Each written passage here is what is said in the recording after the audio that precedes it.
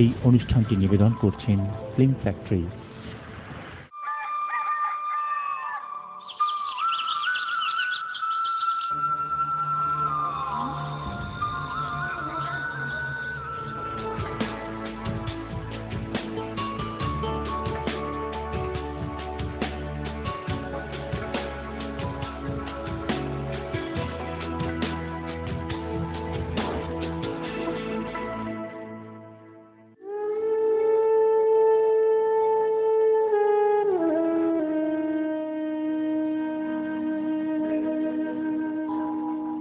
ঝুলাতে ঝুলানিয়া কানাইয়া।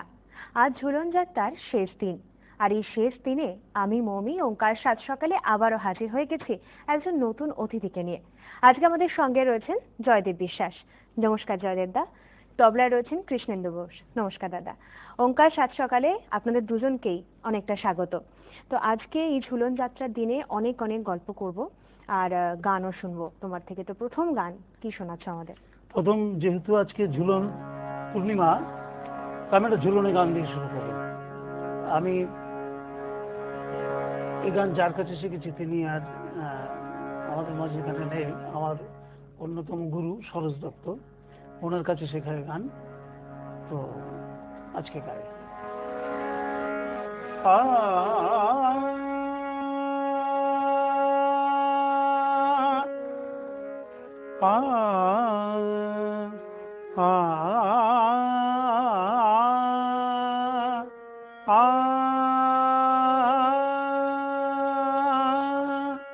যদি ঝুলানো এলো দোলা দে, যদি ঝুলানো এলো দোলা দে, দে দোল দে দোল দোলা পোশাকে ওই মধু পূর্ণিমাতে,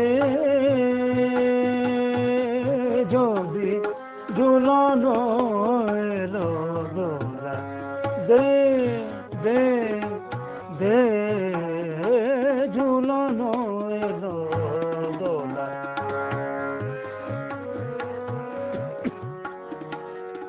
একই ডোরে বাঁধা হোক দুজনা, আজি একই ডোরে বাঁধা হোক দুজনা, দোল লেগে ভয়ে আঁখি বুঝোনা, ওগো সখী শোনো সখী, দোলা দাও হিন্দোলা আলো ছায়াতে, যদি ঝুলানো এলো দোলা দে দে দে দে দে, ঝুলানো এলো দোলা। আজি মনে মনে কথা হোক দুজনে, আজি মনে মনে কথা হোক দুজনে,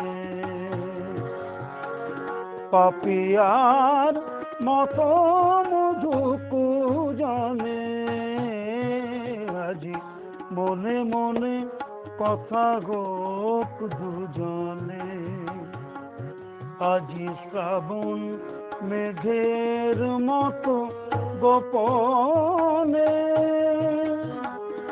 দোলাতে দুলুক নব স্বপনে, আজি শ্রাবণ মেঘের মতো গোপনে, দোলাতে দুলুক নব স্বপনে, হে কিশোরী হে কিশোরী, কিশোরের জাদু ভরা ওই মায়াতে, ঝুলানো এলো দোলা দে দে দে দে, ঝুলনো এলো দোলা, ঝুলনো এলো দোলা, ঝুলনো এলো দোলা। বাহ, অসাধারণ। ঝুলন যাত্রা মানেই তো আমরা ভাবি যে রাধা কৃষ্ণ প্রেম, আর সেই রাধা কৃষ্ণের মন্দিরে আমরা ঘুরতে যাব না সেটা কখনো হয়? তাহলে চলুন উপাসনায় চলে যাই। ফিরে আসবো ছোট্ট একটা বিরতির পর, সঙ্গে থাকুন।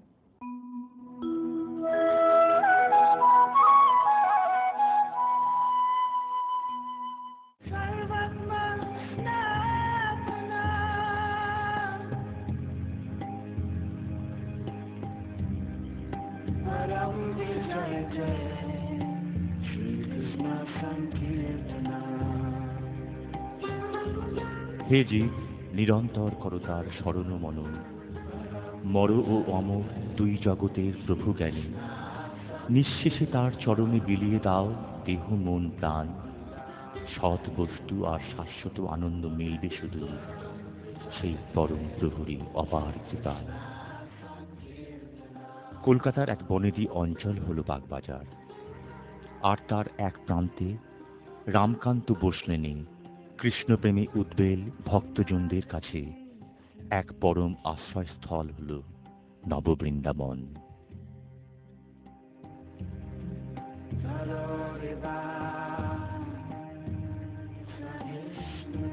করুড়ি বংশের মাধ্যমে প্রতিষ্ঠিত হয় এই রাধাকৃষ্ণের মন্দির। কোন এক সুদূর অতীতকালে তারা এই কলকাতায় এসেছিলেন ব্যবসা বাণিজ্যের জন্য সেই দূর রাজস্থান প্রদেশ থেকে। বাদশাহ আকবরের টাইমে যারা কালেক্টর অ্যাপয়েন্ট হতো এবং তারা যদি 1 কোটি টাকা বছরে কালেক্ট করতো, তাদের এই ক্রোড়ি টাইটেলটা দেওয়া হতো। তারপরে ওটা আস্তে আস্তে এসে রাসবিহারী করুড়ির ওখান থেকে রাসবিহারী করুড়ি আমাদের করুড়ি লিখতে আরম্ভ করল।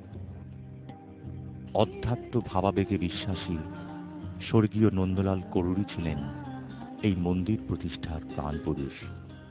এই মন্দিরটা আমার ঠাকুরদা গ্র্যান্ডফাদার নন্দলাল করুড়ি 18-20 বছর বয়স হবে, সংসার থেকে বেরিয়ে যান, দিয়ে 12 বছর হিমালয়ে নানান যোগী পুরুষদের সান্নিধ্যে ছিলেন। তারপরে অমরনাথে গিয়ে যাত্রার সময় ওনার মাথায় আসে যে এরকম একটা রাধাকৃষ্ণের মন্দির করবে। 1940 সালে তৈরি হওয়া এই মন্দির নানান প্রতিকূলতা সামলে অবশেষে ব্রজশাখা কৃষ্ণের মহান ঐশ্বরীয় কর্মসাধনের প্রতিনিধি হয়ে উন্মুক্ত হয়ে আছে আজ সবাকার মাঝে।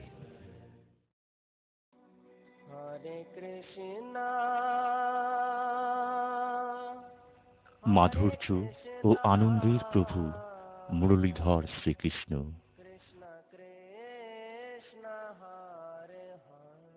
তাঁর সখ্য ভাবের সঙ্গে যুক্ত হয়ে আছেন শ্রী শ্রী রাধিকা, আর দুজনের মাঝে প্রতিষ্ঠিত হয়ে আছেন নারায়ণ শিলারূপে শ্রী শ্রী রাজ রাজেশ্বর জিউ।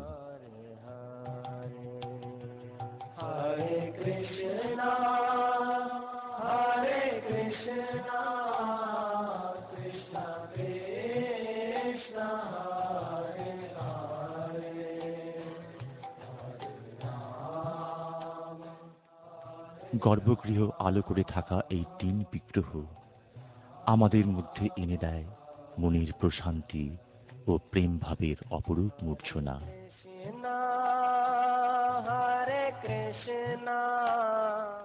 শ্রী শ্রী রাসেশ্বরী রাসবিহারী জিউ ও শ্রী শ্রী রাজ রাজেশ্বর জিউকে ঘিরে বয়ে যায় উন্মাদনা ও তার নানান উৎসব।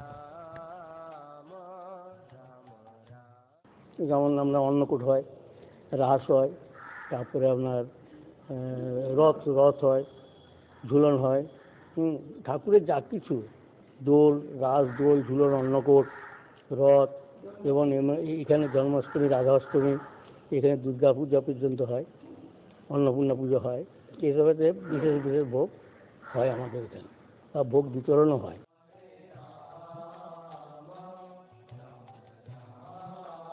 উৎসবের সময় প্রেমে, ভক্তিতে, ভালোবাসায় মাতোয়ারা হয়ে যায় অগণিত ভক্তজনেরা। তাদের উদ্বাহ ভঙ্গিমার প্রবল প্রকাশ ঘটে রথযাত্রাকে ঘিরে। রথেতে দুটো রথেতেই, সোজা রথ উল্টো রথ দুটো রথেতেই আমাদের প্রসাদ বিতরণ হয়। প্রচুর লোক লাইন দিয়ে প্রসাদ নেয়।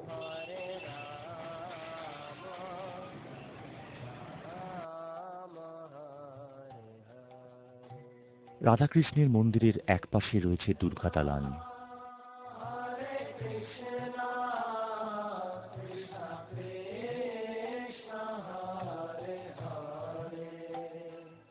আর বিপরীতে চারপাশ ঘেরা এক বিশাল নাট মন্দির, যদিও নাট মন্দিরটি সংস্কারের অভাবে এখন বন্ধ।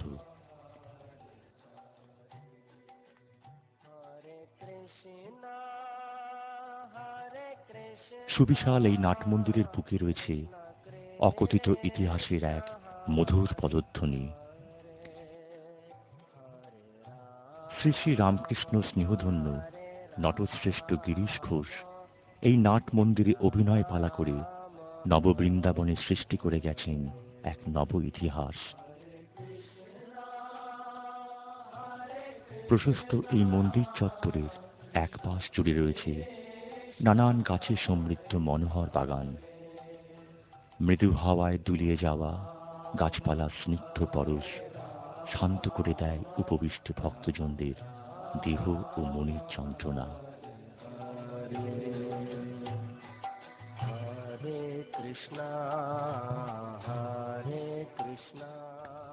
সকাল ও সন্ধ্যায় দেবারতী ও কৃষ্ণধ্বনি সুরছন্দ ছড়িয়ে যায় মন্দির চত্বর ছেড়ে দূর থেকে ক্রমশ দূরে।